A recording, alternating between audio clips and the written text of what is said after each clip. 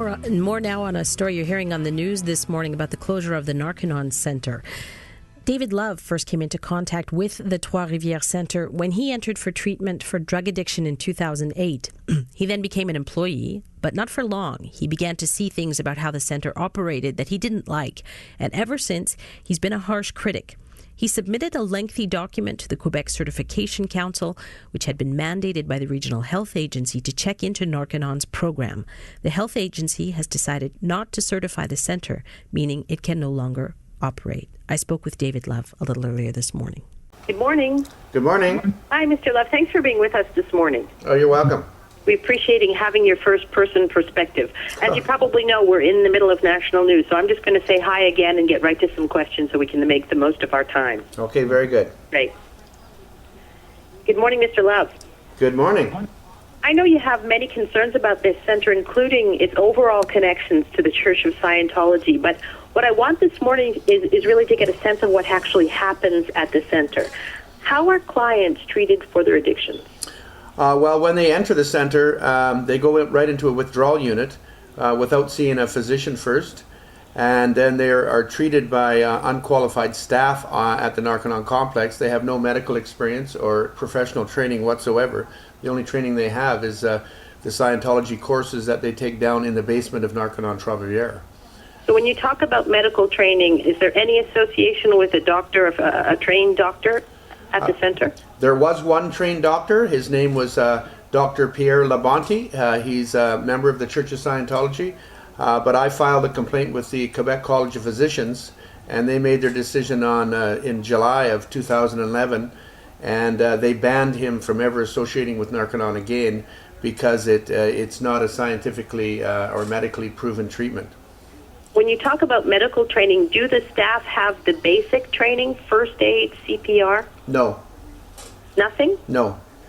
Many of the staff that work there are recruited as soon as they finish the program. There was 5 of us recruited at the same time, same month, and we were paid only $2.50 per hour. I have the actual pay stubs that I've posted online, $2.50 per hour. So you've just completed the program yourself, and yes. You're being asked to turn around and work for the center. And you're asked to turn around and work for the center as a qualified drug treatment addiction worker, and where really you should be in some kind of aftercare, still receiving therapy and outpatient treatment so that you can remain clean and sober, right? What about the question of medication? Are the staff members providing medication? Absolutely not. In fact, if you're on medication, in most cases they take it away. One gentleman, which I think it's going to be in the press today, his medication was taken away, and it was a psychological medication. He jumped out the second floor window and tried to commit suicide. One person was not given his insulin, and he was rushed to the hospital, where he was admitted for 3 days, and the hospital staff saved his life, basically. He was in a hot sauna and not given his insulin. Another patient, she fell in the parking lot, fractured her arm in at least 3 places, was taken to emergency, and they couldn't set the arm that night or put it in a cast because Trois-Rivieres, the hospitals in Quebec are pretty busy. So they sent her back to the Narconon with a prescription of Tylenol number 3. I know her very well. She's gone on camera before and confirmed this, and in press. And when she got back to the center, she was crying in tears. I went into the dining room. I says, "What is the matter?" She says, "Well, they won't give me any of my medication." So she suffered and cried through the whole night. This is so common. They take any kind of medications like that away. Even aspirin, if you take aspirin, they won't let you do part of the program because they said it affects the Scientology auditing sessions. Were you witness to those events that you've just enumerated? Oh, absolutely. I was there. I even wrote an article on the insulin and all of it. Yes, absolutely. Can you tell me more about the sauna treatments? Because we have heard multiple references to those in the last couple of days. Very dangerous. They put you in a sauna for 4.5 to, say, 5.5 hours a day. It's mostly 4.5 to 5 hours. You're there 7 days a week, every day, and they give you mega doses of vitamins. And one of the most dangerous vitamins is niacin, and you can't get out of the sauna until you've reached a minimum of 2,600 milligrams of niacin, and some people go up to 5,000 milligrams.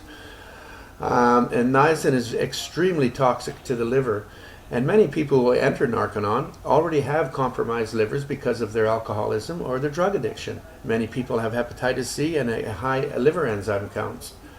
One lady I knew, a very, very dear, one of my closest friends ever in life, she had high liver enzymes, and they put her in sauna.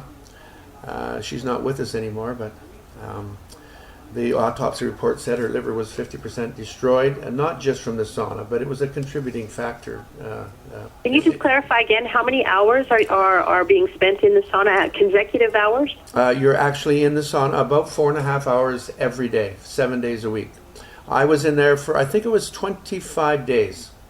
And that's designed to do what, according to the program? According to the program, which has been, it's according to them, it removes the drug toxins out of your body's fat cells, and this has been proven even by the Ministry of Health or and the College of Physicians, and all around the world. It's just a fable. It's not true.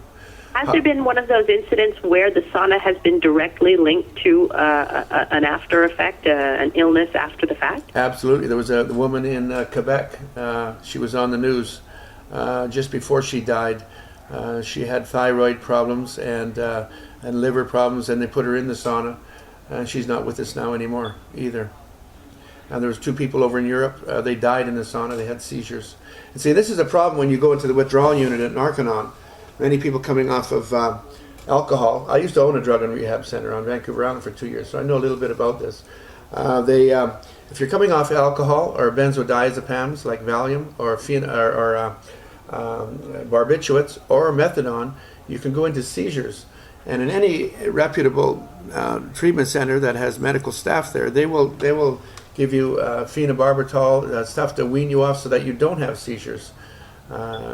There's been ambulance picking up patients out of the Narconon, rushing them to the hospital because they were in severe grand mal seizures.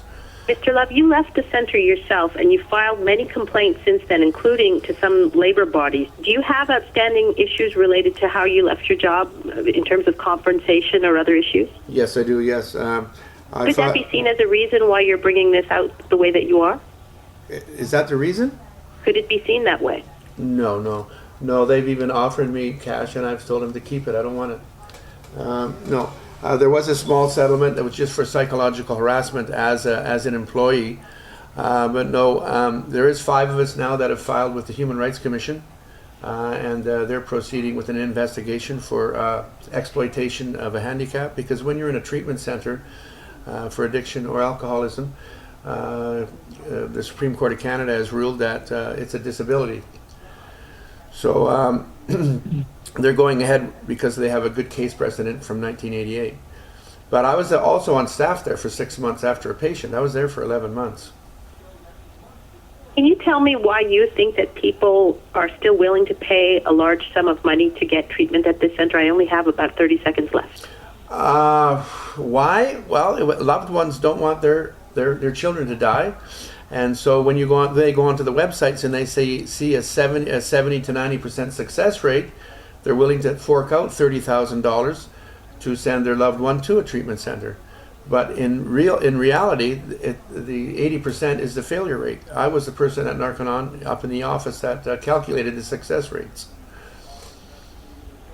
We really appreciate your being with us this morning, Mr. Love. Having your first-person perspective is very valuable in all of this. Thank you. You're very welcome anytime, and you have a nice day. You too. Bye-bye now. And the majority of the residents were relocated to other Narconon drug rehabilitation facilities in the U.S. They were, of course, disappointed to have to be relocated. And this was written by Régent Fleury, the executive director of Narconon in Trois-Rivières. So CBC News and Quebec AM have collectively put in several requests to speak with someone with Narconon since Monday, but no one has been available for an interview. We emailed again last night, but have not heard back. And if we do, we'll bring you more details. Thanks, Kim.